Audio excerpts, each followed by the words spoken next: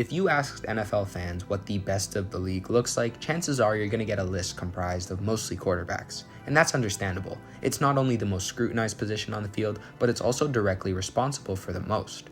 My goal with this video is to put a spotlight on the phrase that defense wins championships, offense sells tickets, especially when you analyze the composition of successful rosters in the modern NFL.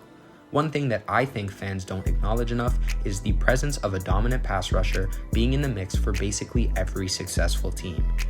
Edge, D-tackle, and even traditional ends have evolved past the single focus goal of either stop the run or hit the quarterback. Modern defensive players across the board have had major shifts in attitude and how they're supposed to address the game. GMs and coaches are looking for game wreckers in every sense of the word. The front seven has to get to the quarterback because it's a chain reaction now. Less time to throw means easier coverage for defensive backs, and good coverage means the QB has to wait for his receivers to get open. It's a symbiotic relationship. When both can coexist together, a defense can absolutely shut down the opposing offense. Good defenders and good defensive players are crucial to this. If you look at the past Super Bowl teams, in essentially every matchup there's at least one, if not multiple, dominant players capable of getting to the quarterback and disrupting the backfield. I could list name after name, player after player, but even statistically speaking, thanks to next-gen stats, we are better able to understand this sort of phenomenon more. Metrics like pressure probability and pressure rate have been introduced now, giving us more knowledge about the defensive realities of our league. Despite being a notoriously hard sport to predict, analysts and professionals, people far more credible than our small YouTube channel, have begun using pressure statistics as not only a way of analyzing the defense, but also of determining long-term success for teams. In the 2023 season, for example, 12 of the 14 playoff teams finished in the top half of the league in pressure rate. A study more specifically focused towards the Buccaneers showed an 82% decrease in scoring after a sack had occurred on a drive. Part of the reason that I believe sacks are dominating in the result is not only what they mean for a team literally, being the erasure of a down and an offense being pushed back multiple yards. Beyond all of that, beyond the literal on-paper effects, sacks are game-changing in the momentum that they can bring to a defense and ultimately in how they can shift a game, which is exactly where, in my opinion, the value, so to speak, of an edge rusher or a dominant defensive line player comes to show. If you've listened to Jalen Hurts' press conferences, which he definitely does have a lot of memorable moments, something that he talked about was believing momentum to be fake. And I don't know if I totally agree with that. On his side of the aisle, there's many fans out there that would agree. They'd say that momentum is something that we use to build up a narrative for the underdog or whatever it might be. They subscribe to an ideology that it is just a sum of multiple parts. It's never about the momentum. It's about preparation, the training that happens behind the scenes, etc. I wouldn't say that I totally align myself with that, but I definitely understand the perspective. On the other hand, I look at moments of momentum to be representative of a larger picture. Because it's just impossible for us to break down every single nuance of the game and deep dive into the players' psyches as they're out there, the best thing that I think momentum can be used to define is all of the intangibles. Whether that be considering leadership or the big plays, it doesn't really matter because it all comes together to create this magical entity that is momentum. It's something that we can't explain, and I think that's all right. The issue is when people think of momentum as being determined by one play.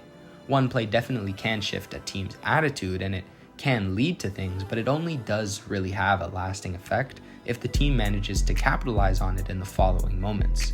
I start to define it as a series of consecutive events, and building off of those events gets easier each time.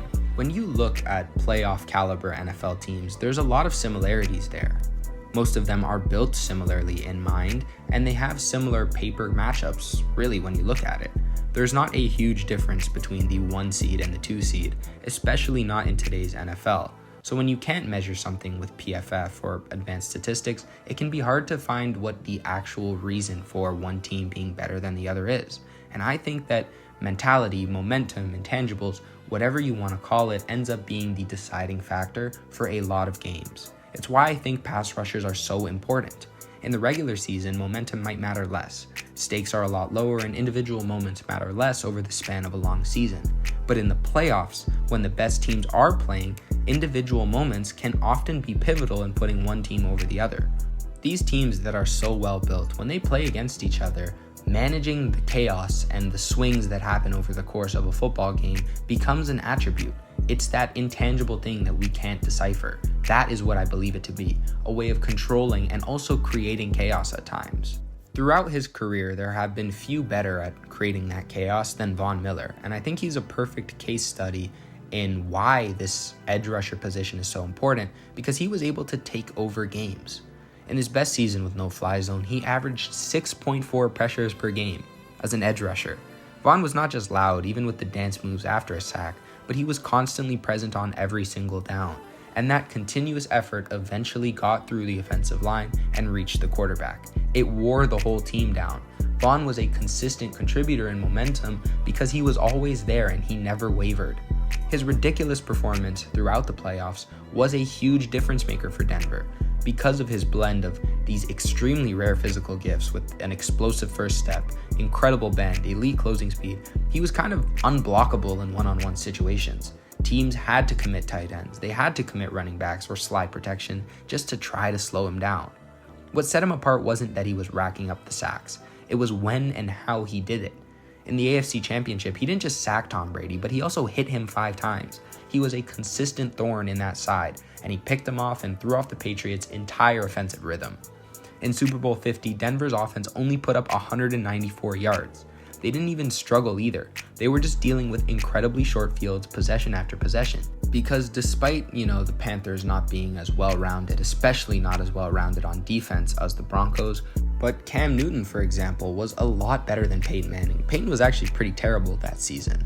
What ended up knocking Cam off his game completely was the chaos that Von was able to create. Because on paper, despite there being differences, of course, that's how any team is, Von was able to create chaos that the Panthers were unable to respond to, and that's ultimately what sealed the game.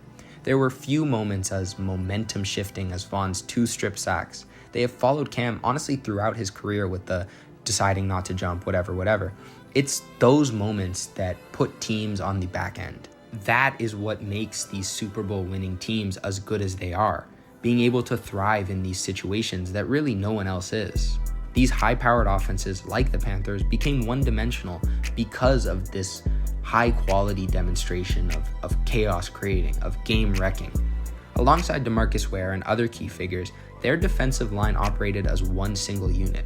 They managed to get to the quarterback oftentimes without even dedicating a blitz, and that's something that I find extremely important as well. Because Denver's defense was so strong, whenever they would bluff blitzes, quarterbacks and offensive coordinators were stressed, to be honest. They had to overreact because how could you not? The fear from just 4 guys alone, and then thinking about what could possibly happen if 7 people were trying to get you, it's too much for a quarterback to manage, and even the best have such a hard time doing it. That's personally why I love Aaron Donald so much, and why I think he's the perfect example of a game wrecker, a game changer in general. Every play he was on the field, he was trying to do something, whether that be rushing the passer or blowing up a run in the backfield. Whenever it culminated in a sack, Donald was not shy to let the opposing team know that he was just flat out better than them. That confidence is infectious across every single player on the team, from the secondary on the field with Donald to the quarterback waiting on the bench to check in. It was never just about the actual result of the play. It's about what comes with it. We've talked about it to death on this channel, but quarterbacks are capable of rolling out and extending plays 10 seconds past when they used to be dead.